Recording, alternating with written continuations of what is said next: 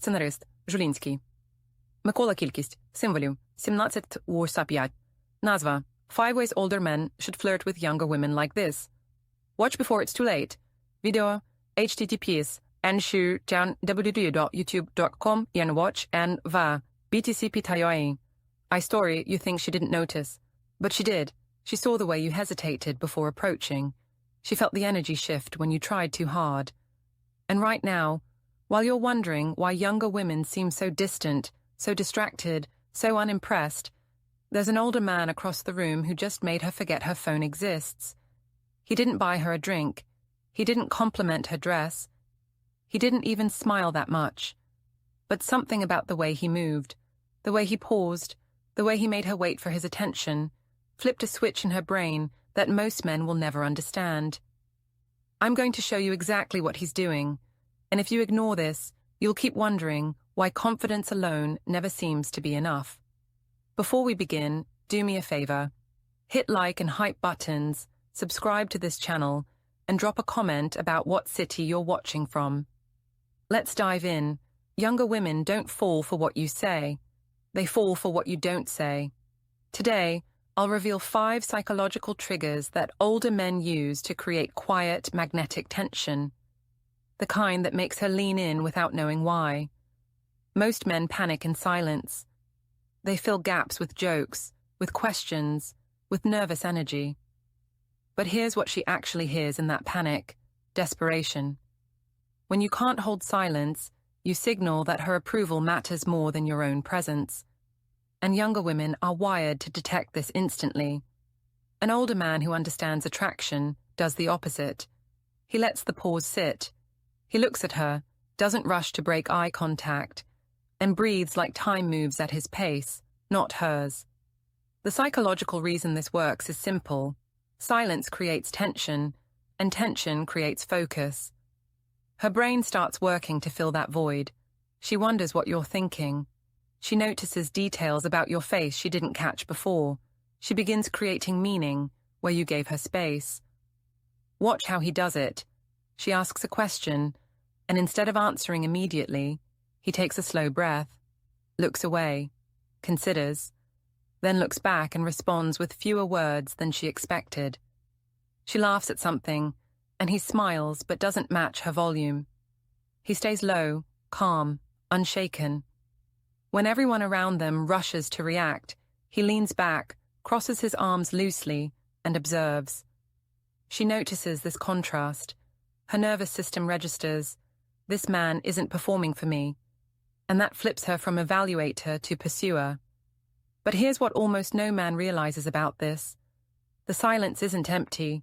You're not withdrawing or being cold. You're holding frame. She's testing whether you need her validation.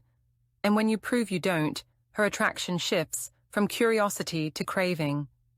Younger women are used to men who text back instantly, who agree too fast, who make plans, cancel their own, rearrange everything just to be available.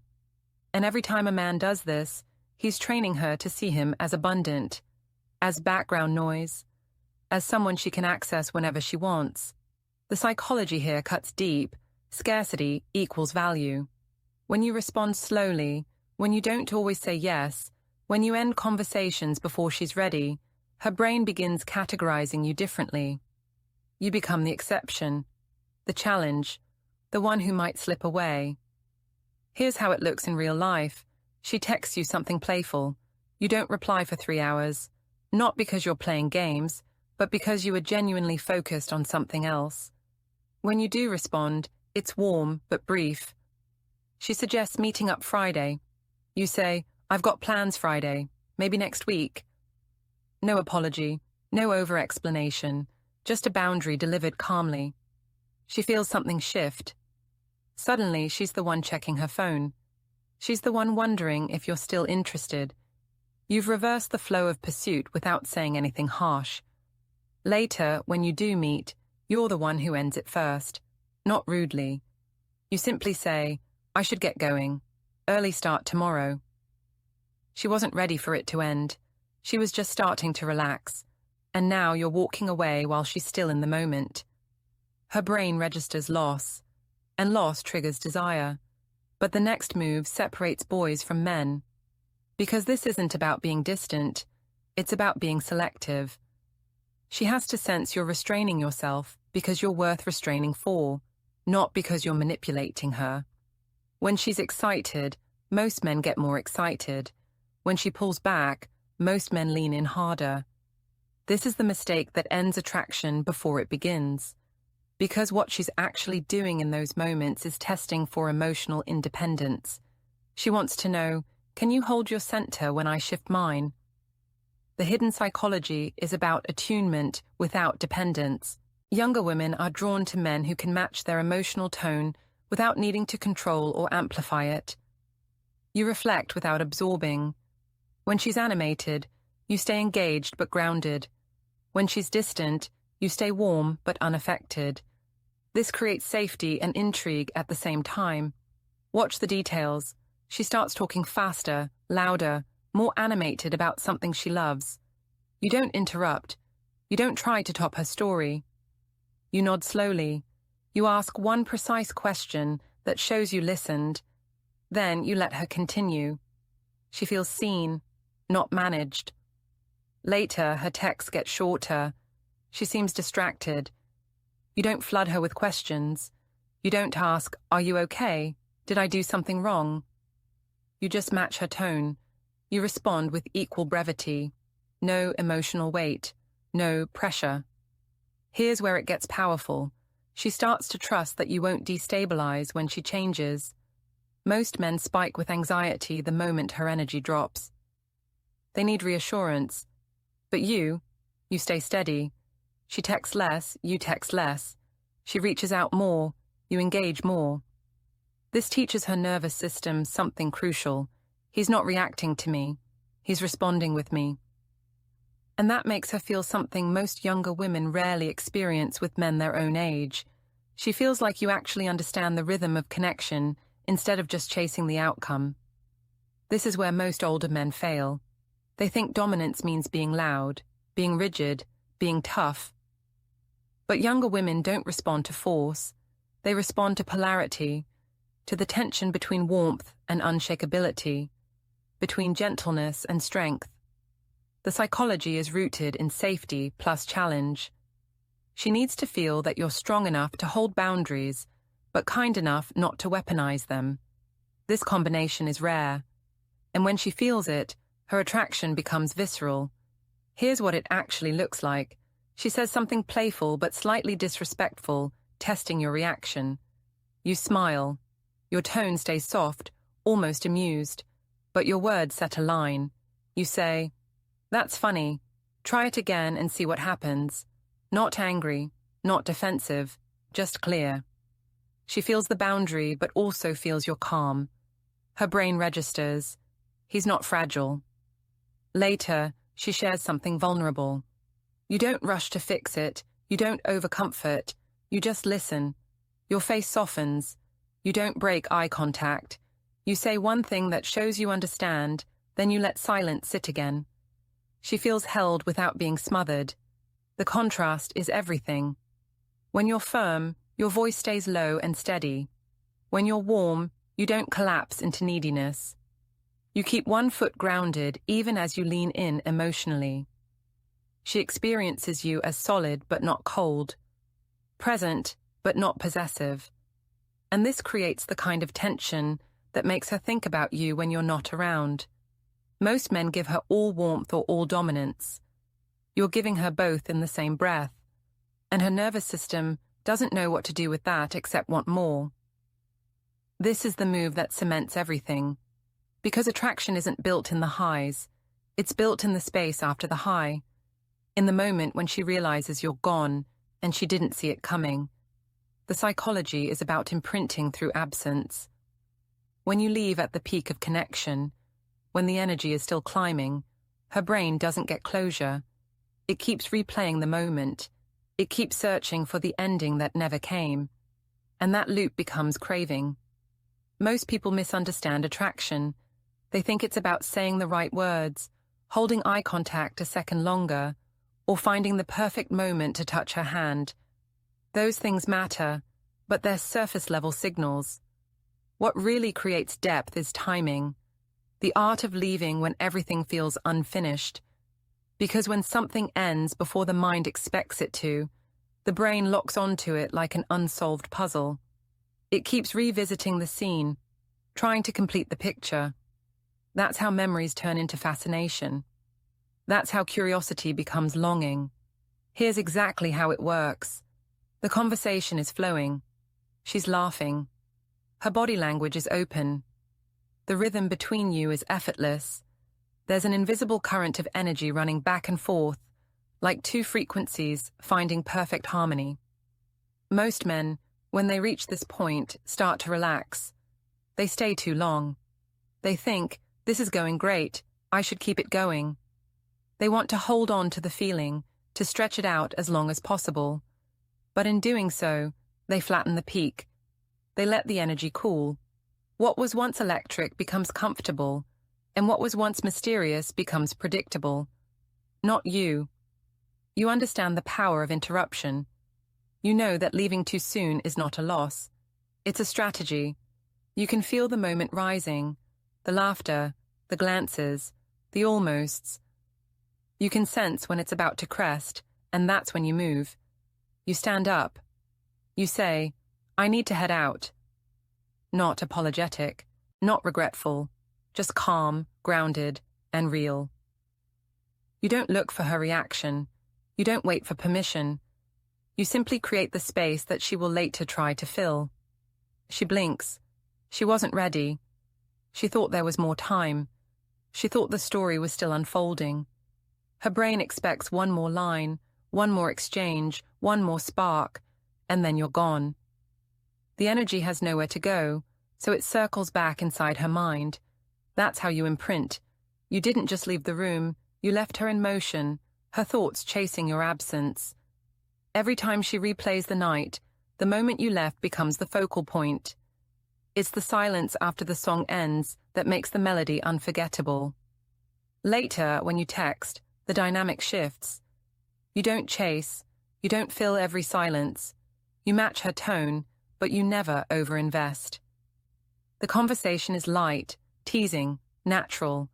She's engaged. She's opening up. She's sending longer messages.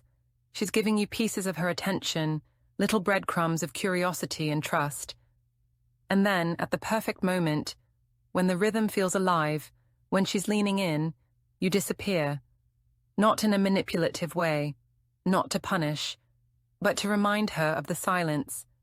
You stop responding, no explanation, no soft landing, no good night. You just stop. The absence speaks louder than any words could. Her brain, wired for completion, can't help but seek resolution. Did you lose interest? Did something happen? Is she imagining the connection that felt so real? That uncertainty keeps you alive in her mind. It's the same mechanism that makes a half-read book more intriguing than one that's finished. The mind can't stop wondering what happens next. This isn't cruelty. It's the art of psychological rhythm. It's understanding that desire doesn't exist in constant presence. It lives in fluctuation. It breathes in the inhale and exhale of attention and withdrawal. When you stay too long, you give her certainty. Certainty kills curiosity. But when you create space, you invite her imagination to work for you. She starts filling in the blanks with her own meaning. She starts projecting qualities onto you, depth, focus, mystery. You become a canvas for her mind to paint on. Think about it. Every powerful story uses tension. The best movies don't show the monster until the end. The most haunting songs leave one final note unresolved. The greatest painters leave small imperfections that make you look closer. Attraction works the same way. It's not about perfection. It's about the emotional gap between what she feels and what she wants to feel. When you leave at the right time, you preserve that gap. You freeze the moment at its most magnetic point. You're not playing games. You're respecting the natural law of desire. What is constantly available loses value. What is rare commands attention. Your absence, handled with confidence, becomes the rarest thing in her world. Because in a culture where everyone clings, where messages flood every second, where validation is instant, you become the anomaly. You're the calm within the noise. You're the one who knows when to leave. That's what creates emotional gravity. When she realizes you're not trying to hold her attention, she starts offering it freely. She becomes the one leaning forward. She becomes the one checking her phone, rereading the last message, feeling that subtle, inexplicable pull.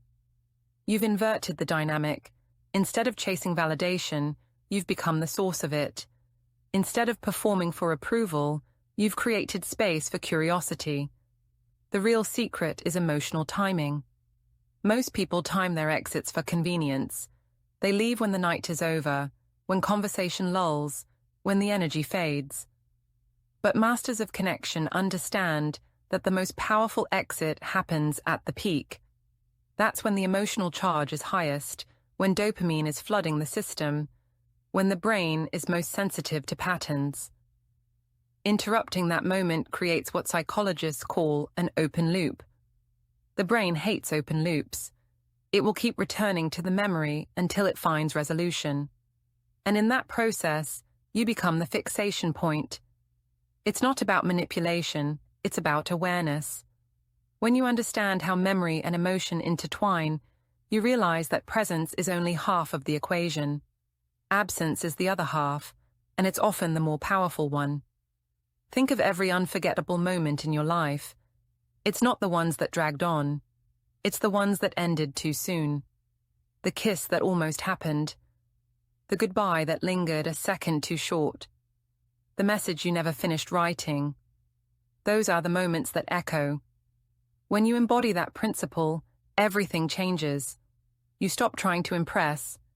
You stop trying to convince. You start moving with purpose, with control over your energy. You understand that your value isn't proven through constant engagement, it's felt through disciplined withdrawal. Every time you walk away at the right moment, you reinforce your self-possession. You remind both her and yourself that connection is a privilege, not a guarantee. And the next time you see her, the effect multiplies. She remembers how it felt when you left, so your presence hits twice as hard. Her guard lowers faster, the conversation flows more easily, the tension rebuilds more naturally. Because the mind connects unfinished experiences, it wants completion. When she sees you again, she feels like she's picking up where something left off. That continuity deepens attraction without effort. You don't have to start from zero. You've already written the prologue in her memory. The more you practice this, the more intuitive it becomes. You start recognizing the rhythm of energy, the rise, the peak, the subtle dip. You start feeling when to hold eye contact and when to break it. You start knowing when to speak and when to let silence do the talking.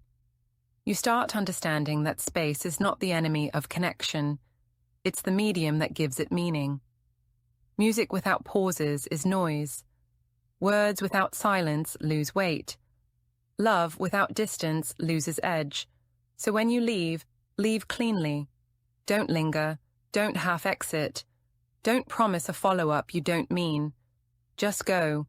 And when you go, do it with calm certainty, because true presence leaves an imprint that doesn't need to be explained. Your absence will speak for you. Your silence will do the work. And in that space, between the memory of your presence and the mystery of your disappearance, desire grows. That's the essence of the move. Not dramatics, not manipulation, just understanding that the human heart doesn't crave what it already owns. It craves what it's still discovering. You become unforgettable, not by being constantly available, but by being the one who knew when to walk away, right when she wanted you to stay. That's how attraction is built, not in the moment of the high, but in the echo that follows, in the unanswered question, in the pause that lingers, in the silence that won't let her mind rest. Because that's where desire lives, not in completion, but in continuation, not in certainty, but in wonder. And when you master that, you stop chasing connection. You start creating it, one deliberate exit at a time. So here's the question you need to sit with. When was the last time a woman chased the space you left behind instead of the words you said? When did your absence mean more than your presence? If you can't answer that, then you're still performing, still explaining, still staying too long, and she's still forgetting you the moment you leave.